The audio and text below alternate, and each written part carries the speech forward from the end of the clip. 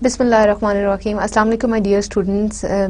Today this is your lecture number 32, and this is the revision of the total course contents here today. Okay, this is your History of English Literature class, Eng402, and ComSat's Virtual Campus Islamabad.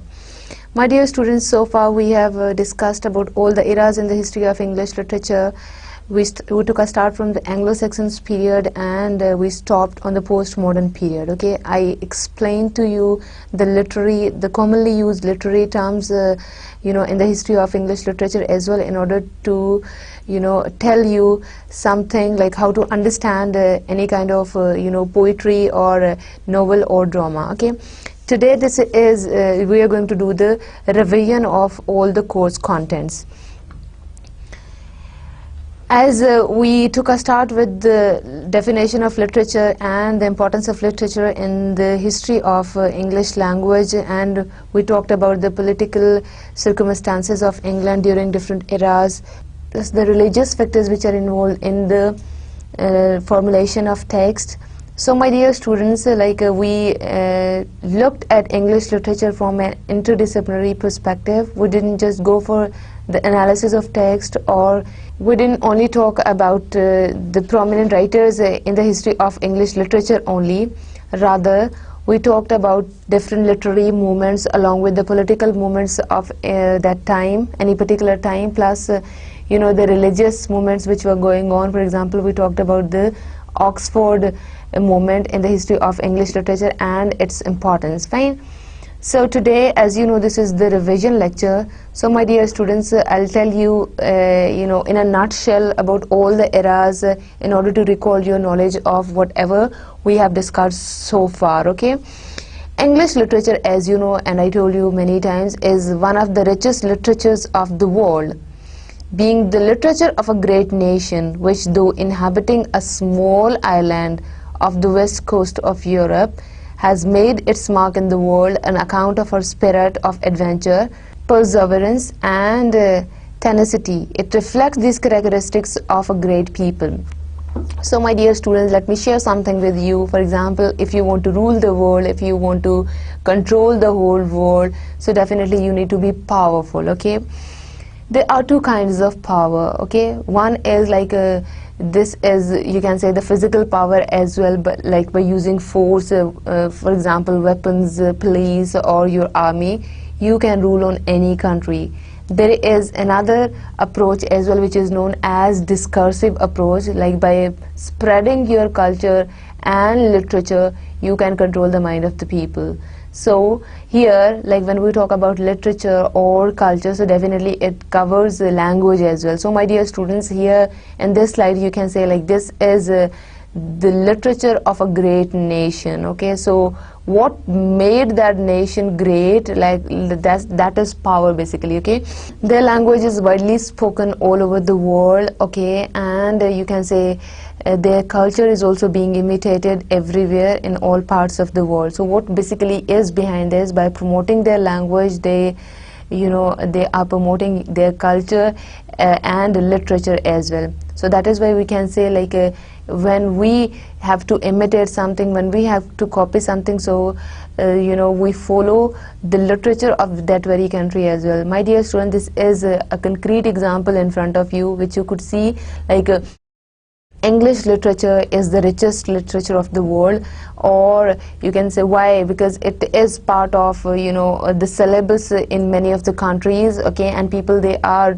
towards imitating the Western society, so they want to learn more about their nation and about their culture, the circumstances which they faced in the past century. So everything, whatever is there in Europe, in England specifically, so you can find out in literature how English literature got developed and what kind of people they used to have during the Anglo-Saxon period, Anglo-Norman period, during the Renaissance period, or you can say during the Age of Restoration, modern age, or you can say the postmodern age, the effects of world wars on English literature, everything. Fine. So why anybody would be interested in learning English literature.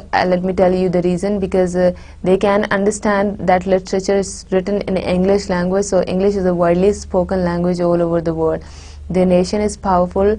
Okay, so you can say when you are powerful, you spread your language. In this way you spread your culture, and this is you do through your literature. Fine. So it has vitality, rich variety, and continuity. As literature is the reflection of society, the various changes which have come about in English society from the earliest to the modern time have left this stamp on English literature. Thus, in order to appreciate properly the various phases of English literature, knowledge of English social and political history is essential. So my dear students, when we talk about history of English literature and the importance of English literature in the whole world, so my dear students, you can see three qualities in the first line. It has vitality, it has a rich variety, and it has continuity as well. Because you can say history of English literature is comprised of many centuries. So by taking a start from the Anglo-Saxon period, we move towards, you can say, the modern period. Okay, so my dear students, during those many centuries, you can say like how it got developed with the passage of time. Okay, it is vital, it has a rich variety, so too many tastes are there, so every kind of people, you can say, according to their taste, according to their interest, or according to their motivational level as well, they can pick up any piece, any literary piece, and they can enjoy it. Okay, so my dear students, as I told you, like its history is comprised of too many centuries, so definitely this is not a literature which has any kind of break. Okay, for example, like for 1 century or for 2 centuries it got vanished somewhere, and then it came back in the history. So it's not the case, it is a continuous kind of literature. So my dear students, as you know that literature is a reflection of society, so in order to know about any particular kind of society, so you can read out its literature. So that is basically which we were discussing in the first lectures as well, like this is nation's autobiography. Okay, so my dear students, in order to know about the people, the society, their customs, their norms, their culture, for example about their language, so you need to study literature of any country. Okay, so the various changes which have come about in English society. So my dear students, with the passage of time, you could see like by analyzing literature, or you could say any genre of literature throughout the history, so you'll get to know about the people of that society, how they got developed, and how they changed with the passage of time. Okay, so my dear students, all the eras or the periods in the history of English literature left their stamp on this very literature. Okay, so in order to appreciate properly the various phases of English literature, like the different periods, or you can say the different phases as well of English literature, so you need to have you can say a knowledge of social and political history of that very country as well. So my dear students, I told you earlier that we would be having a look on the history of English literature from an interdisciplinary perspective. Okay, so we'll talk about the social issues, the political circumstances of the country. So my dear students, here our focus would not only be on the text, or you can say the written form of literature only. Okay, the factors involved in the formulation of that written text will talk about everything. Okay, later on, like on the later stages, for example in the postmodern or the modern period, so you could see like there is an element of psychology is also present. Okay, like novelists, they talked about human psychology. Okay, so this was basically a revolution, or you can say during the Victorian age, like they depicted their society, Victorian society, in a very good way. Okay, my dear students, so this is basically we had a look on English literature from social and political perspective as well. Okay, for example, we cannot form a just estimate of Chaucer without taking into account the characteristics of the period in which he was living. Okay, so like when we were talking about Chaucer, so he is the father of English poetry. So my dear students, you could see like we cannot analyze his work, we cannot get to know about him in a good way if we do not know what was basically happening during his era. Okay, or what are basically the characteristics of his very era. On the other hand, when we talk about Shakespeare, without taking proper notice of a great events which were taking place during the reign of Elizabeth. So my dear students, here we are referring to the political, you can say, history of the Renaissance period of the Elizabethan era. So my dear students, what was basically happening during that reign of Elizabeth, that is also very much important in order to analyze Elizabethan tragedies, or you can say comedies. Okay, the same is the case with other great figures and important moments in English literature. So when you talk about Victorian, you can say essayists, or Victorian poets, or the Romantic movement in the history of English literature, or the Oxford movement in the history of English literature. So my dear students, you'll have to keep in mind, you know, we did all the things, you know, just to analyze literature in a good way, in a broader way. So my dear students, there is an element of intertextuality here as well, or you can say like when we entered into postmodern period, so there you could see like the element of subjectivity, or the, you can say, cancellation of universal truths or the scientific truths. During the modern period, people, they had quite scientific minds, and they wanted to, you know, judge everything on the basis of science, on the basis of objectivity. So my dear students, on the later stage in the history of English literature, when we were dealing with the postmodern literature, so dear students, you could see over there what happened, like the focus was on subjectivity, on qualitative research as well, plus they declined, you can say, sorry, 1 2 3, they refused all the concepts of the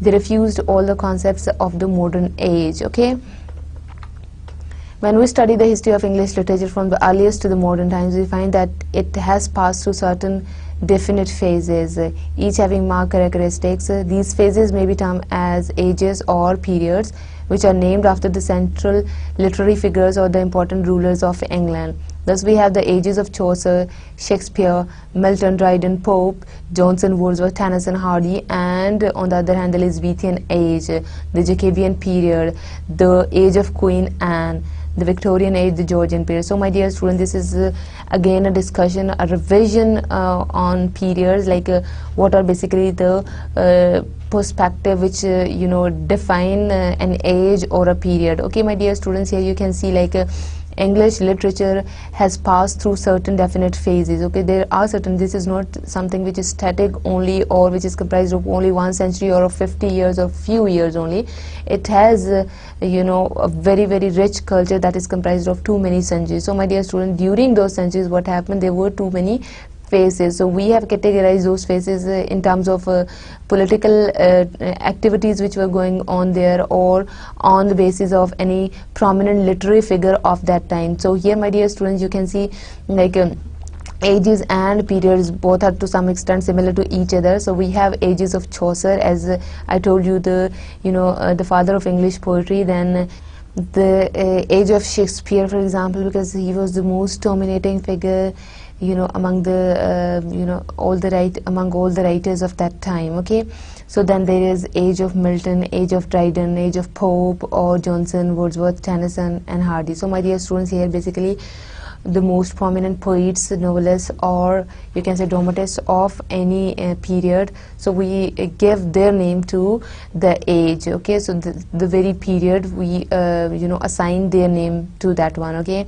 for example, during the age of Milton, you could see Milton was the most prominent figure among all other writers of that time. Okay, and Dryden, same is the case with Dryden, like he was the one who was most prominent among all the Restoration writers, or the age of Pope as well, or for example Wordsworth, for example, 1 2 3.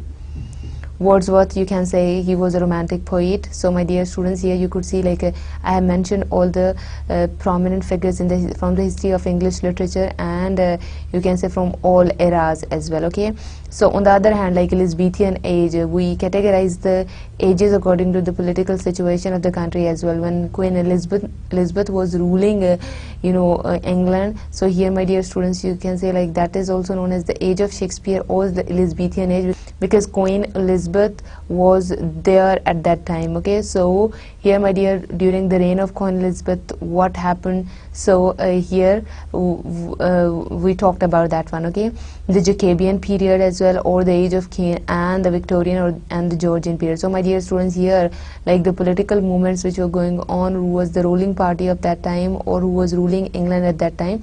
So my dear students, we gave their names to that particular age or period, okay. Some of these phases are named after certain literary movements as the classical age. So my dear students, that was basically a classical movement which was going on in England. So we talked about that one. So that is why we have given that age name the classical age. The romantic age, romantic movement was going on, so that is romantic age, while others after certain important historical eras as the medieval period. So my dear students, this is like that was really a very specific historical era, or the Anglo-Saxon period. Like so my dear students, these are basically the names of those two tribes who occupied Britain, okay. So the Anglo-Norman period, like when you can say Normans, they occupied Britain later on after the Anglo-Saxon period. So my dear students, here you can say that is known as Anglo-Norman period. These literary phases are also named by some literary historians after the centuries as the 17th century literature, 18th century literature, 19th century literature, and 20th century literature. We have categorized these periods according to the centuries as well, 19th, 17th, or 20th century, okay. These ages and periods naturally overlap each other. So some of you can say points or you can say some of the trends which one period used to follow, so there can be a repetition in the next phase, or you can say these are mixed, sometimes mixed with each other as well. For example, like when we were talking about the modern period or the romantic period. So my dear students, there you could see like that was basically the romantic period was basically a revival of the medieval period, okay. Or when we talk about the Oxford movement in the history of English literature, so that was basically the revival of the Roman Catholic Church of the medieval ages, okay. So what basically is that sometimes they overlap each other and they are not to be followed strictly, but it is essential to keep them in mind in order to follow the growth of English literature. So my dear students, this is not like you'll have to follow all these periods strictly and you cannot go here and there in order to analyze anything. This is just in order to know about the development of English literature. So my dear students, you can see like the way we have categorized different ages, that is according to the centuries as well, 17th century literature, 18th century, 19th century, or 20th century, okay. These ages, sorry repeat karenge pichla sara cut kar de. So my dear students, here the point is that you do not need to follow all the ages or the periods strictly, so sometimes they overlap, okay. So for the development or in order to know about the growth of English literature with the passage of time, so you'll have to keep them in mind, okay. And you can say every age or every period has its salient and distinctive characteristics. So my dear students, like in order to keep in mind the social circumstances, the political movements which were going on, who was ruling England, so you will have to keep in mind these ages or the distinctive characteristics of any particular age, okay. My dear students, this is, as you know, the revision of all the lectures, all the 31 lectures. So my dear students, you could see we have talked about literature in general. What do we mean by literature? That's the reflection of any kind of society as well, okay. So what basically literature is, so my dear students, here we had a debate on literature, not particularly about English literature but literature otherwise.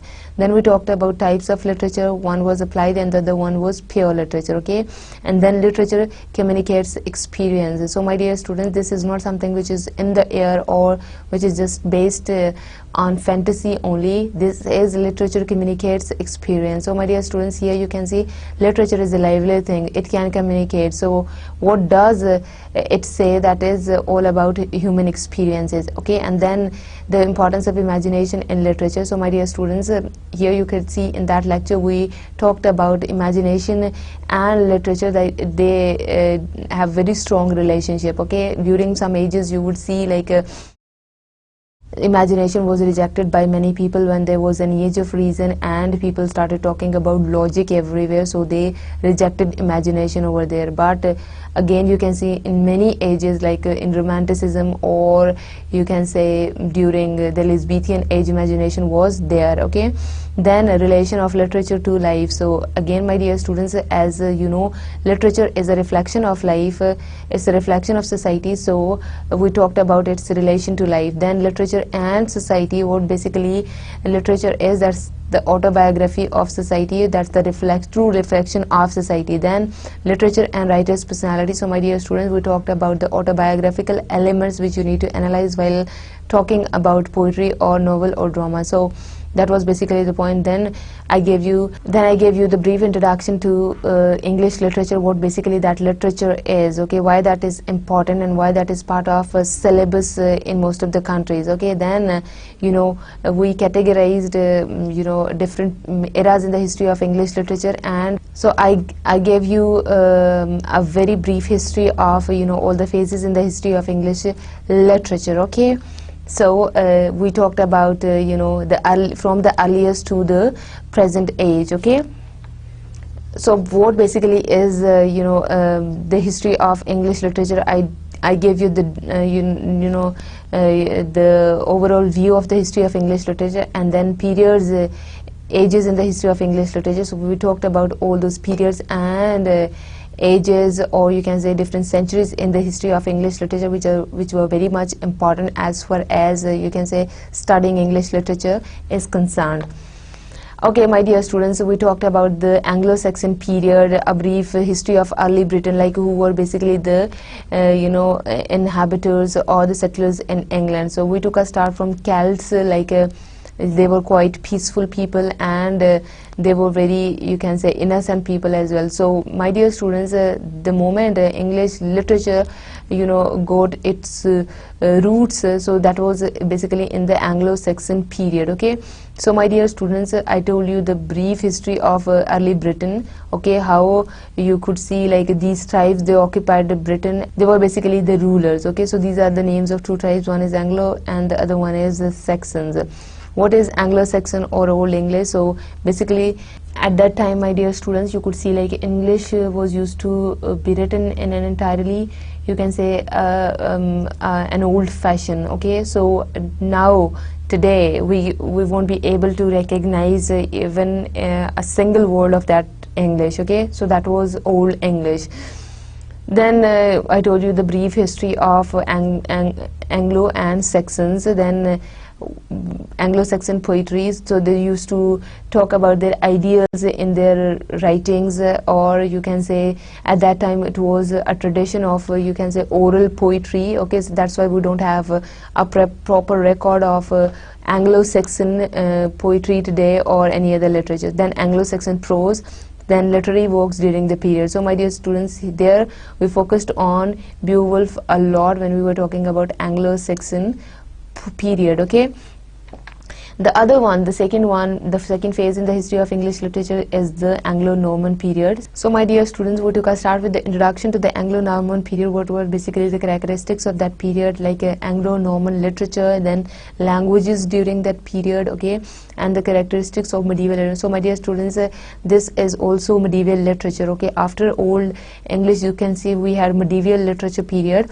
Okay, conventions of medieval romance. So at that time we had the tradition of writing romances. Okay, then we talked about the chivalric code and conduct of courtly love. At that time, like I showed you many pictures as well of the courtly love. Okay, the romances in Anglo-Norman period and the miracle plays, prominent literary figures focus on Chaucer. So my dear students, here you can see like Chaucer, as you know, he is the father of English poetry, so he belonged to the Anglo-Norman period. So my dear students, here you can see like at that time we had focused on the miracle plays, on the romances, on the courtly love, or you can say on the chivalric plays as well, with our particular focus on Chaucer and his work the Canterbury Tales. So my dear students, you could see like it was the first poetic work which was written in English language, and that was basically about too many characters of the society, or you can say like that's the satire on the society of that time, like how different characters they represented the English society of that time. Okay, so basically they were on a journey, and they are talking to each other. So by talking to each other, or you can say the description of the characters, you go to know like what kind of society we had at that time in England. Okay, then comes the Elizabethan period, so that's the Shakespearean age as well. Okay, so what was basically the situation in England, we talked about this. Then the Renaissance and the Humanism. So my dear students, we drew a comparison of Renaissance and Humanism, the factors which were involved in you can say in Renaissance literature as far as Humanism is concerned. Literature in this period, you could see like we focused on poetry, drama, prose, and then I told you the summary. Okay, my dear students. So my dear students, here you could see like Greek and Latin literature was translated into many other languages during the Renaissance period. So there you could see like the impact of those literatures on English literature. People started following the style of those writers, and they started you can say imitating the themes as well in their writing. So my dear student, that was an age of revival of learning. So you can see like the Elizabethan tragedy, that's very much important. Okay, so my dear students, like tragedies were very much common, and you can say like we talked about English theater of that time, plus different kinds of stories at that time. Like people, they had to follow the Greek tradition of writing the tragedy. Okay, and we talked about different kinds of characters who used to be there, and the typical story of those plays as well. So my dear students, during the Renaissance period, you can see drama was on the top of position. Fine. So my dear students, then the 17th century literature. So we divided 17th century literature into two periods. My dear students, first one is the age of the Puritan Age, or the Age of Milton, that was started in 1600 and was ended in 1660. So my dear students, this age is further divided into two more ages. One is the Jacobean and the other one is the Caroline period. Okay, the second you can say part of the 17th century is the Restoration period, and you can say that is an age of Dryden. So my dear students, again we are doing the revision of all the periods. So Puritan Age, that at that time we had Puritan ideas, and the most prominent figure of that time is Milton. So we focused on his Paradise Lost. Okay, well, when we were doing the Puritan Age.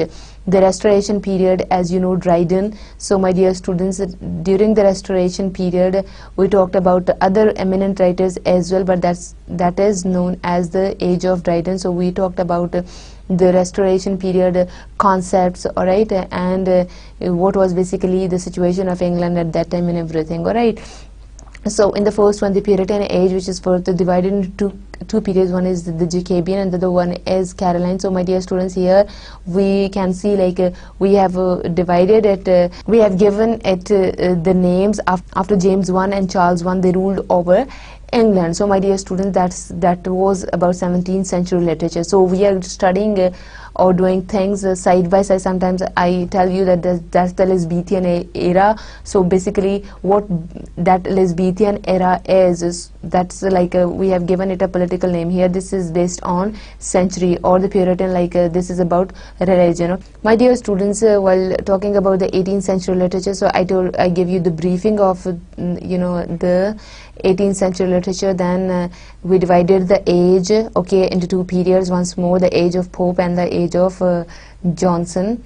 Then I told you about novel in the 18th century plus the position of drama in the 18th century. When we talk about the age of Pope or the age of Johnson, so you could see we focused on poetry and prose, and we also talked about the eminent figures from both the ages. So my dear student, that was the agenda we followed when we were talking about the 18th century literature. Okay, so while talking about Pope, so we focused on his work, The Rape of the Lock, because that was a true depiction of the society. That was a satire on the society. Okay, next comes the age of Johnson, which was started in 1870 and ended in 1784. Okay, so my dear students, you could see like after his death, the classical spirit, so that is also known as the classical age. So the classical spirit in English began to give place to the romantic space. So my dear students, after you could see like the age of Johnson, like when he died, so classical ages were getting vanished with the passage of time, and the romantic spirit was started taking its place in the history of English literature. Okay, so my dear students, you could see here is the brief introduction of the romantic age as well, which was officially started in 1798 with the publication of the lyrical ballads by Wordsworth and Coleridge. So that was the official start of that very age. Okay, so my dear students, then I like after the age of Johnson, we talked about the romantic movement in the history of English literature as well, like the romantic period. Okay, so basically you can see the definition of romanticism once more here. Romanticism refers to a movement in art, literature and music during the 19th century. So my dear students, here you can see like previously when we were talking about the 18th century literature, I told you the characteristic of that literature and the way we divided that age into two periods. One is the age of Pope and the other one is the age of Johnson. So my dear students, here we are on the romantic movement, that is 19th century literature as well. Okay, so my dear students, these are some of the characteristics of the romantic age. Like there was you know, imagination in literatures. You can find out there was romance, or you can say theme of love is also there, like a love for nature, everything that is there in the, you know, romantic age. Then there is, we talked about intuition, idealism, inspiration and individuality. So basically these five are the characteristics of that very age. Okay, so my dear students, here let me briefly explain the romantic period once more. This is basically the most fruitful period in the history of English literature, the revolt against the classical school which had been started. So my dear students, you know, that was basically started by the 18th century writers. Okay, so that is also known as the classical period. So this period is very fruitful, and that is basically a revolution against the classical school of thoughts as well. Okay, most popular English poets like Wordsworth, Coleridge, Byron, Shelley and Keats belong to this period. So my dear students, this is, you can say, these are the names of different poets who belong to that very era. This is the romantic period in the history of English literature, or we are talking about the 19th century literature. Fine. So my dear students, this is as you can say, romanticism, you know, it totally rejected the doctrines of the classical spirit. Okay, so basically this is a kind of revolution as far as the classical thoughts were concerned. Okay, so my dear students, these romantic, you can say, movement was being started by the end of the 18th century. Okay, so you could see like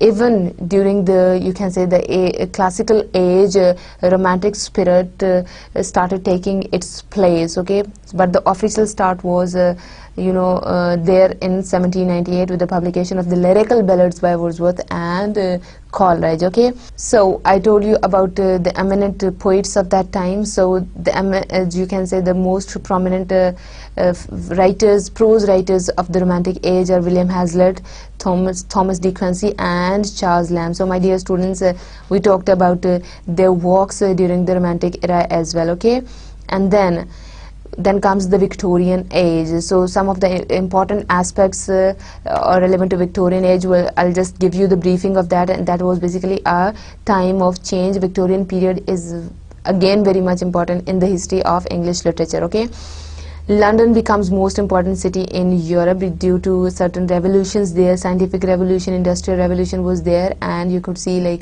urbanization also took place over there. Okay, population of London expands from 2 million to 6 million. So this is, you can say, like the rise of the population in London. Okay, shift from ownership of land to modern urban economy. So my dear students, like when there were too many industries in you can say country, so people started migrating from rural areas to the urban areas. So you can say there was a shift of class as well. There was one more class, that's the working class there in England at that time during the Victorian era. Okay, and the impact of industrialism. So I told you in detail like how industrialism changed the, you know, life of the people of that time, and then increase in wealth as well. Automatically, you can say it increased the economy of the country. Then the Victorian people suffered from anxiety, a sense of being displaced person in an age of technological advances. So my dear students, here too many psychological problems took birth, plus people were in chaos.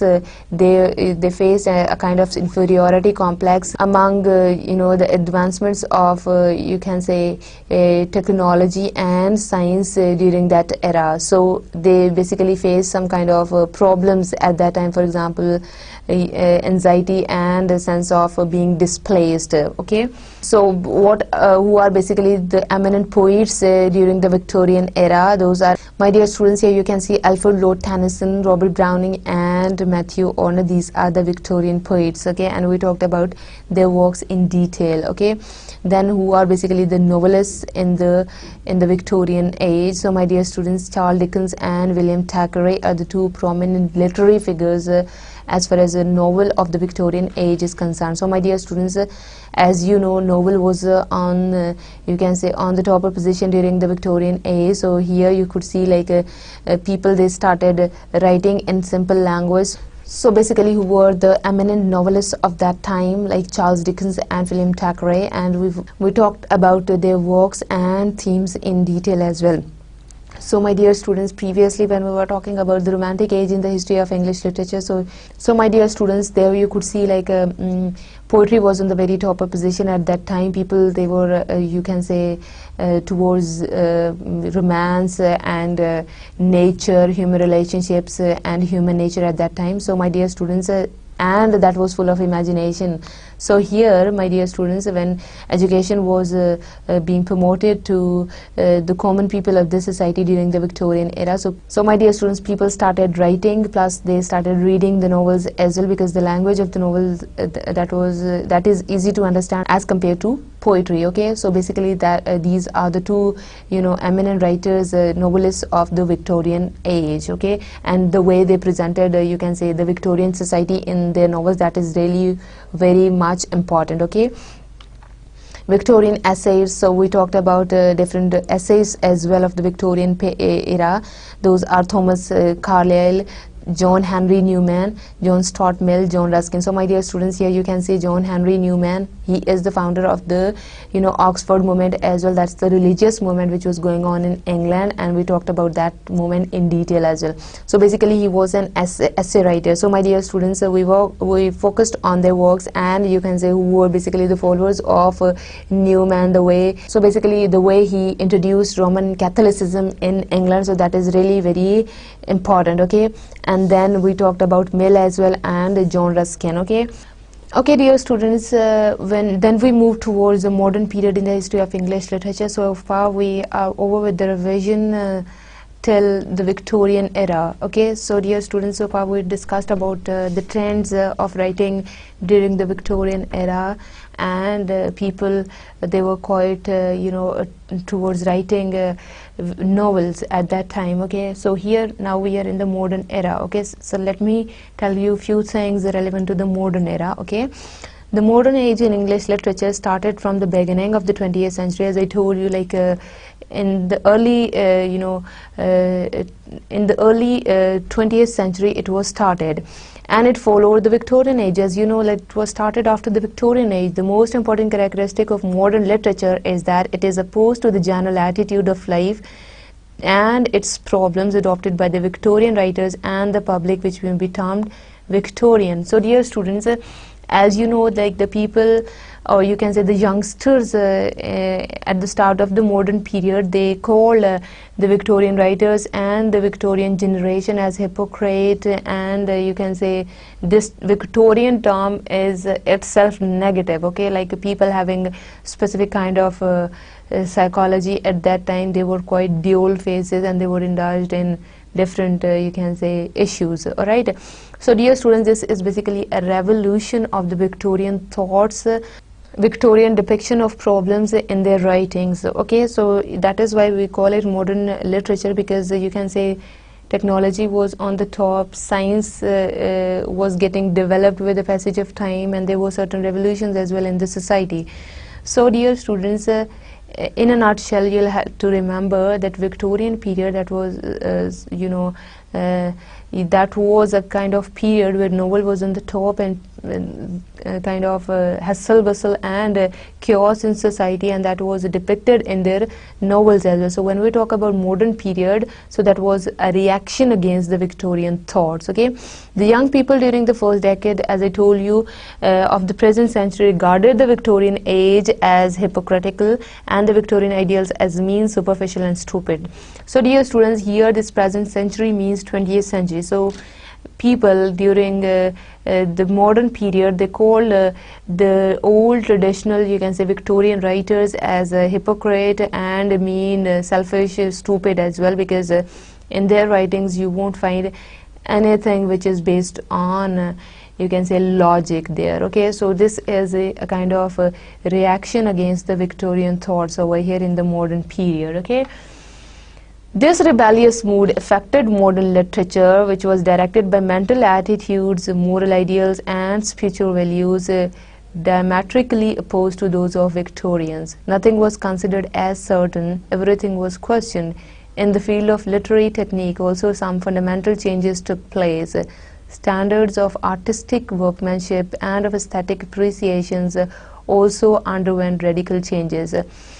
So dear students, one thing which you can see over here as far as the modern period is concerned, like everything was questioned, nothing is certain over here, you can question anything. So later on when we talked about postmodern criticism, postmodern thought, so you'll see like this questioning is very much present over there.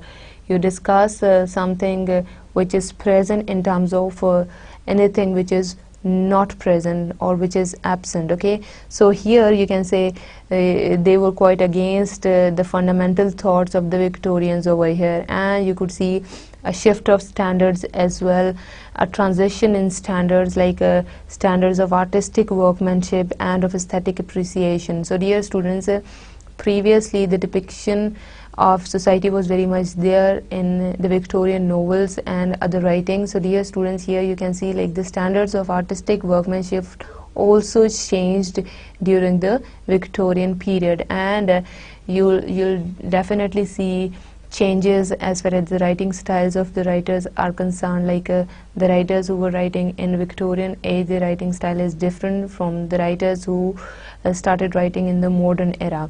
So here dear students, you can see this is basically a reaction on the Victorian thoughts and Victorians' ways of living plus Victorians' ways of writing. Okay, the 20th century literature, which is the product of this tension, is therefore unique. So dear students, as you know, this is the revision lecture, so you could see like many times I told you modern literature is very unique, and it is basically a product of the tension which we discussed during the Victorian era, a kind of chaos in the society. People were suffering from many psychological diseases at that time, and unemployment issue was there, child labor was there, you can say child abuse was very much common in that society. So here people in the modern era, they were quite against the traditional view of looking at the things as Victorians were. Okay, it is extremely fascinating and at the same time very difficult to evaluate, because to a certain extent it is a record of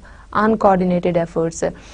So my dear students, as you know, you can have a lot of interpretations as far as modern literature is concerned. It is very much fascinating, okay, and you have a margin of interpreting the things in whatever way you like. On the other hand, it's very much difficult to evaluate, as many times I told you when we were talking about T.S. Eliot's poetry, like that is very much complicated. So according to him, it was written you can say in a complex language way, and there were a lot of symbols, allegories in his poems. Why? Because modern life is very much complicated to go with. Okay, so in order to cope up with the values of the modern world, of the scientific world, so definitely it is not, you can say, an artistic quality of the writers to write anything in, you know, in a simple language. So complexity of language is very much important according to the writers of the modern era. Okay, so my dear students, you have seen like how people, they, you know, during the modern era, their style is different from, you can say, other people of that very era as well. So there was, you can say, lack of coordination as well. Okay, so no one style is fixed during the modern era, as you can say romantic moment in English literature. So at that time, writers, they were quite free to write or to adopt any kind of style according to their taste, according to their mentality and the trends. So it was totally up to them. So a revival of the medieval ages during the Romanticism. So here, my dear students, once more time you can say there is lack of coordination among the writers of the modern era as well. So no style is fixed as far as the modern literature is concerned. For example, when you talk about Shakespearean age, so at that time it was a trend of writing you know, the things by keeping in view the Greek tragedy. So my dear students, that was very much fixed, and that is one of the most important characteristics of that age. Here you won't be able to find that kind of you know, one trend only, like the most dominating trend only.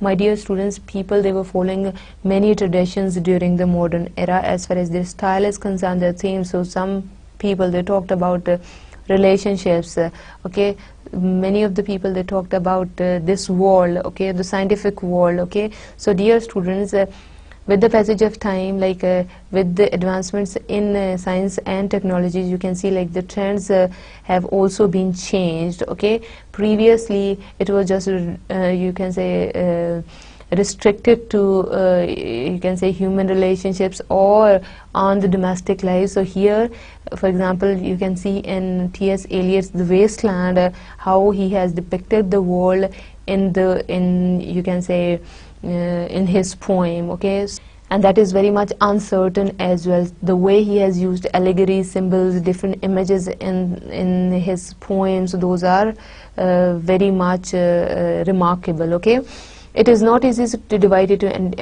into any school or type. So dear students, the same discussion once more. We cannot divide modern era into different schools, like any school of thought, any school of writers. They were promoting this kind of thing, and on the other hand, any type of people, like they were promoting another thought. It was not at all like people, they presented the views, you can say, in their own ways. Okay, they were free, they were quite liberal to adopt any kind of way. Okay, so here you can say that is why you'll be able to find out too many interpretations or you can say too many critical works which are about modern literature. Okay, because my dear students, during the modern era, people, they were, you can say, they were quite into the trend of criticizing the things as well. So at that time they didn't have any kind of boundaries to follow, the limitations to keep in mind in order to criticize any work. So lot of criticism was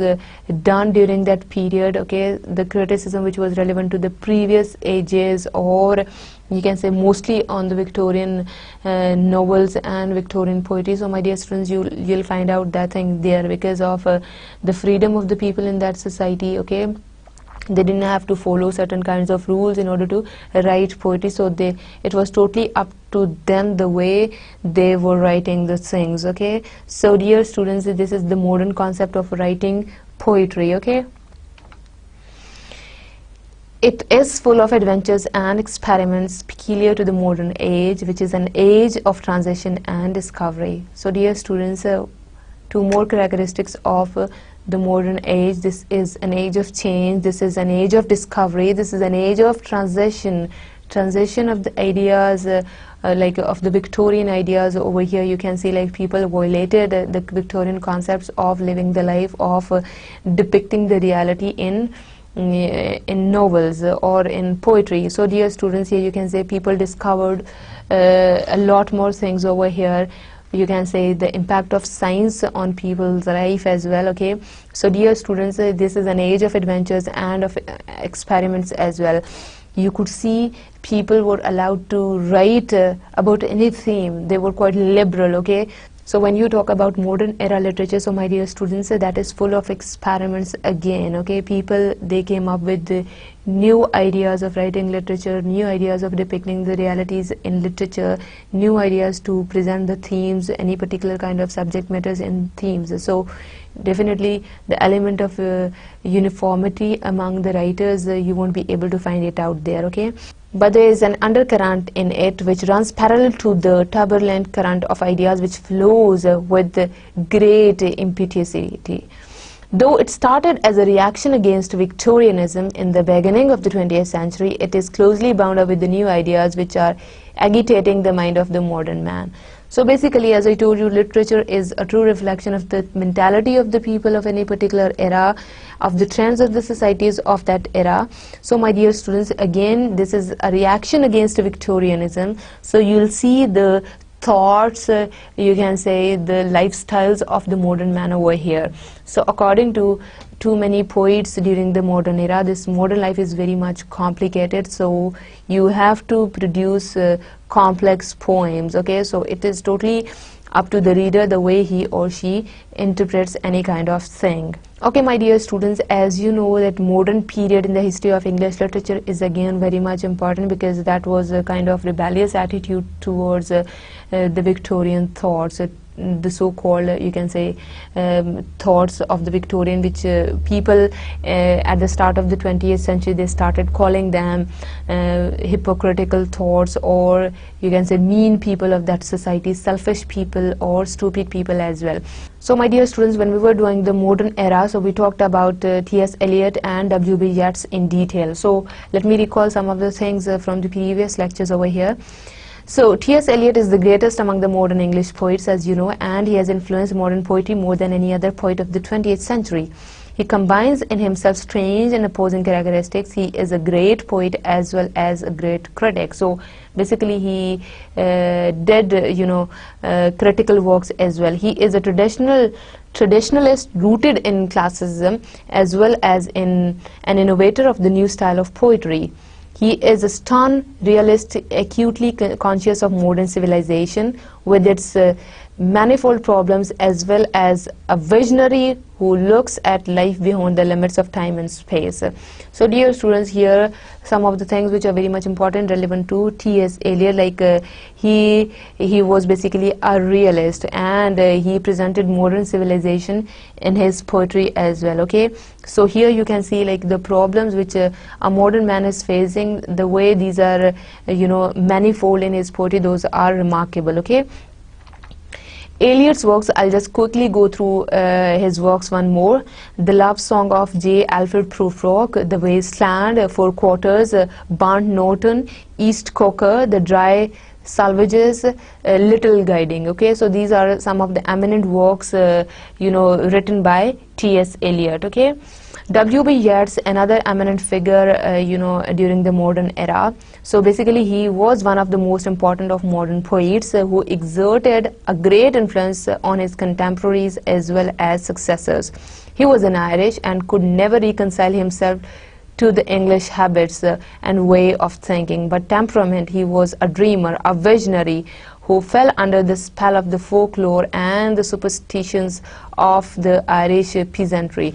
So basically, my dear students, in the modern era, you could see a lot of variety of literature, because people, they were not just restricted to English society as well only. So my dear students, here you'll see some Irish writers as well, like W.B. Yeats, okay? So basically he was an Irish, but he could not cope up with the English trends, okay, and the English habits and ways of thinking. So you'll see an impact of Irish traditions on his works, okay? Like them, he believed in fairies, like Irish people, gnomes and demons, in the truth of dreams and in personal immortality. Naturally, with such a type of temperament, Yeats felt himself a stranger in the world dominated by science, technology and rationalism. So basically, this was his point of view. He was following the Irish traditions of writing poetry, and he used to believe in certain elements, supernatural elements as well, and he was quite in an inferiority complex, when science is on the top here, and technology and rationalism as well. Okay, so Yeats' works, I'll quickly tell you some of his eminent works: The Wanderings of Oisin, The Wind Among the Reeds, The Shadowy Waters, The Anti-Self, The Wild Swan at Cool, The Tower, The Winding Stair, Self and Anti-Self. So my dear students, some of these works, we talked about them in detail when we were talking about the modern poets. Okay, so my dear students, that was all about modern poetry. That was just a revision of the modern poetry or the modern era, the trends which were being followed during that time. Okay, so you can see so far we focused on modern poets. Okay, so as I told you, two eminent personalities during the modern age. One is T.S. Eliot and the other one is W.B. Yeats. Okay. Then my dear students, we move towards the modern period in the history of English literature. So my dear students, we focused on two very, very important personalities of that era. Those are poets T.S. Eliot and W.B. Yeats. So my dear students, we focused on their works, like T.S. Eliot, how he presented the modern world in his poetry in form of wasteland. And then we talked about Y.B. Yeats as well. So my dear students, like modern world according to these poets, that is not at all you can say easy to live or to cope up with the traditions of this world, because that's very complicated and it's the world of science. So for a common being, it's you can say a world of complications. So my dear students, we focused on their works and with particular focus on different allegories which they used in the works, plus you can say the complexity of the poems of their works, the representation of the modern era in their works. So we focused on those things. Okay, dramatists in the modern period. So basically this is again the revival of you can say English drama during the modern period. Previously we could see during the Elizabethan age or the age of Shakespeare or the Renaissance age. So my dear students, drama was on the very top of position. So again, once more time, here drama is again in the society. So here dramatists in the modern period, we focused on their works along with the autobiographical elements of all these writers in those dramas as well. So we talk about Ibsen, Strindberg, Chekhov, Wilde, Shaw, saying Perinaldo. Okay, so my dear students, that was all about the dramatists in that period. Okay, and then after the modern era, we talked about the postmodern period. Okay, so postmodernism proclaimed multicultural and multi-ethnic society. So basically here they just do not focus on the English society or the English culture only. Basically they focused on multicultural societies. Okay, basically they focused on the multi-ethnic societies of that time as well. It promotes the politics of difference. So my dear students, here basically they go for difference. They go for analyzing the present in terms of what is not present. Okay, identity is not unitary or essential, it is fluid and shifting. So sometimes you can say they focused on identity as well, on ideology as well, on difference. Okay, fed by multiple sources and taking multiple forms. There is no such thing as women or black. So my dear students, here we talked about you can say the division of different societies of different genders and plus different races. So here I told you about men and women, why you can say why women comes on the later stage here in this you can say binary opposition, and white and black and right and wrong. So my dear students, here they talked about difference. Okay, they talked about you can say gender equality in the society. They talked about racism as well. So basically they do not just target the English people or the white people of the society. They talked about black people, they talked about women, those in other words we can say they focused on minority as well. Okay, so basically according to them, identity is you can say not static. This is not a property of any one particular you can say person or of society. It is you can say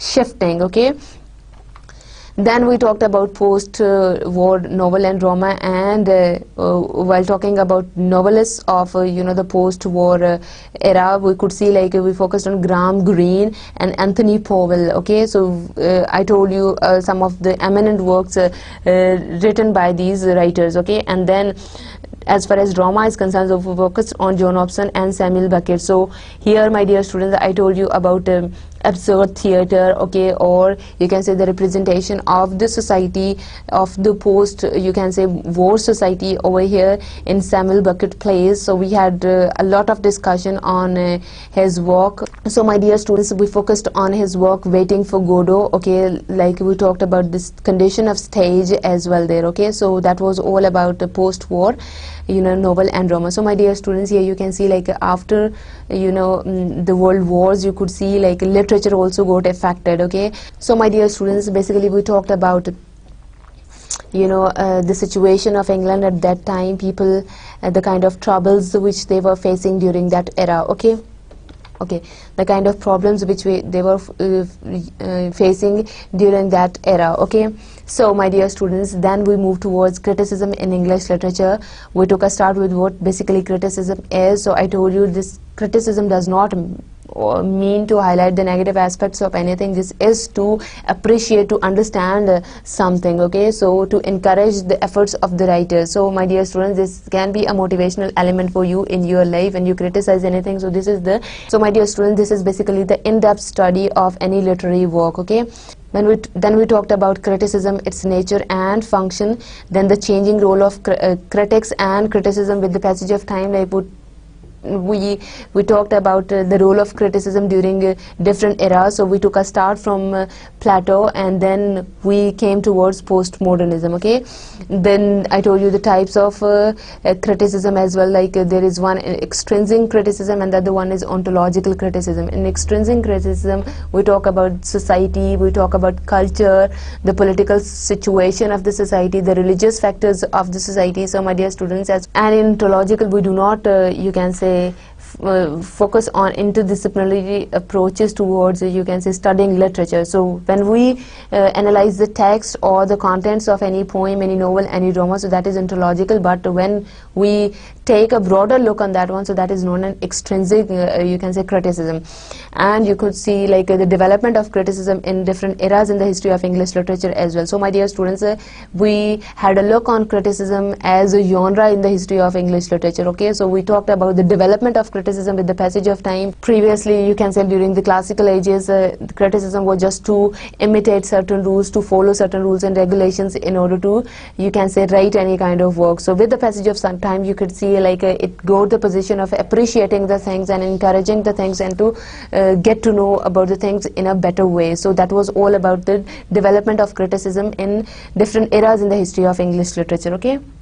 Then my dear students, we talked about criticism in English literature. That was a brief historical survey. Like we took a start from the earliest or Hellenic phase, then we moved towards Hellenistic phase, then the third one was the Greco-Roman phase. Like at that time, during the Greco-Roman phase, people had to follow the traditions which Roman, you can say, writers they used to have, or the Greek writers had. Okay, then the medieval phase, like what was basically the position of criticism during that era. Then we talked about Renaissance criticism. Like at that time, there was a common tradition of writing tragedies which are based on Greek traditions. Okay, so you could see like then we talked about like during the during the Renaissance period, people they had to follow certain rules and regulations of the Greek tragedy. So they had to follow them. For example, a tragic hero was very much common tradition over there. Like hero has to fall from the higher position to the lower one. So basically that was the tradition. So criticism at that time, again, it was based on certain rules. Then we moved towards the neoclassical phase and then the romantic phase. Okay, so during the romantic phase, we focused on the critical works which were written by the poets of that era. For example, a preface to the lyrical ballads, you could see that was written by Wordsworth and Coleridge. So my dear students, there you can see how they defined the role of the poet, or you can say how they talked about critic or criticism at that time. So we talked about that one. Then there is you can say Victorian criticism. Okay, so my dear students, how you can say during the modern period, most of the time, during the Victorian era, what people used to criticize at that time, that was basically a very much common tradition among the Victorian writers and essayists to highlight the negative aspects of the society. So my dear students, then we came towards the postmodern criticism, that is basically a product of you can say postmodernism. Okay, and then the critical scene today. Okay, then this is we had covered modern and postmodern period, when we were talking about critical scene today. So my dear students, as you can say, we took a start as far as criticism is concerned after the postmodern period. So my dear students, we talked about Foucault, how the way he challenged you can say hegemony or the power relations. Okay, for him, I told you, and I just want to share it once more with you people, that is according to him, when you are powerful, so then you have the authority to produce knowledge. So what about them who are less powerful? Can't they produce any kind of knowledge? And my dear student, this is really a very, very good question, and you need to explore the answer of this one. Okay, my dear students, one more thing which was very much important according to, you can say, when you criticize something or when you do the analysis of something. So my dear students, you have to keep in mind one thing, that is power is you can say productive as well, that is repressive. Okay, this is when you can say when you dominate on somebody, so definitely you violate the rights of that person. Okay, so these are the doctrines of you can say the postmodern literature or criticism. They talked about equality, they talked about human rights. Okay, so basically they were not following the tradition of the positivists, or you can say the modern writers or modern critics who used to have, you can say, scientific truth behind everything, who used to judge everything on scientific formulas or in form of numbers. For example, while talking about modern research, for example, so in literature, so they used to present you can say any kind of facts in form of percentage tables, or in form of the data is in numerical order. On the other hand, postmodernism, it leads us towards subjectivity, or towards the deeper study or the deeper analysis of anything. So my dear student, what is basically the purpose of criticism? To have an in-depth look on any kind of literature, to appreciate the beauty of literature, to appreciate or encourage the efforts of the, you can say, the writer, plus you can say to check the flaws and to do the comparative study as well. And you can recommend the writer, or you can recommend the future writers to avoid those mistakes when they talk about anything. So my dear students, basically they focus on subjectivity. My dear students, so far we are over with you can say all the eras in the history of English literature. So we stopped our discussion on the postmodern period. So my dear students, when you'll be doing research or will be writing any kind of research papers, so my suggestion to you people is to follow the postmodernism doctrine, because that is you can say more towards reality, and you can go into different dimensions as well. So you can have different methods of you can say conducting research, and of you can say data analysis as well. So my dear students, that's my suggestion to you. All right, so my dear students, I just want to tell you something again. We during this course, in 32 classes, we talked about all the genres in the history of English literature, with particular focus on the eminent personalities or the writers of that very particular time. We talked about the literary terms as well, the commonly used literary terms in English literature, in order to understand you can say any particular kind of literature or genre of literature. So my dear students, we focused on poetry of different eras, novels, plus you can say prose, plus dramas of different eras, and the last few lectures we spent on criticism and its importance in the history of English literature and its gradual development as well. Okay, so we took a start from Plato and we stopped on postmodern, you can say, doctrine of criticism. So my dear students, that was all about history of English literature. So my dear students, the reference books, like the course books for this course were A Critical History of English Literature by Dr.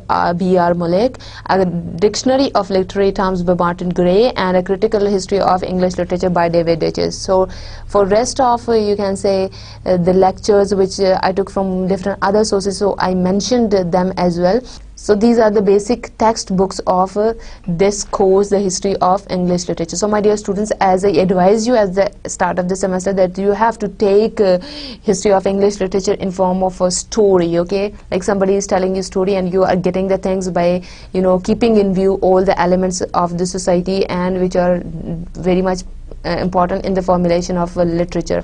So my dear students, because this is not an easy task to you know, remember all the dates or all the poets, all the, you can say, novelists of all the periods. So that's not a possible task.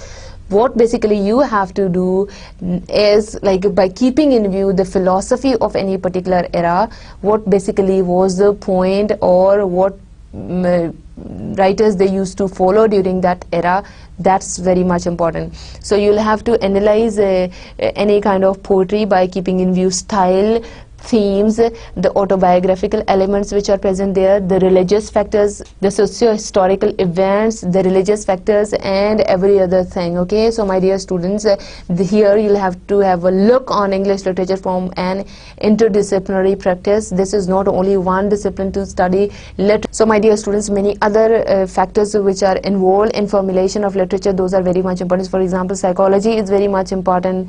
You can say sociology, or you can, economics is also very much present, politics. So everything, whatever is part of society, that is part of literature. So again, so I would like to conclude my discussion today, that is literature is simply a reflection of life. So it is, you can say, a reflection of your thoughts, your feelings, of your society. So this is based on, you can say, imagination. Sometimes this is about the real life. So if you want to know about any particular nation, country, or the situation of you can say any century, so my dear students, you can study the literature of that country. So in this way you can learn too many things. Okay, so you can make it part of your experience. So definitely when you are studying something, so you are involved in discussion, so your response is also very much important. So it would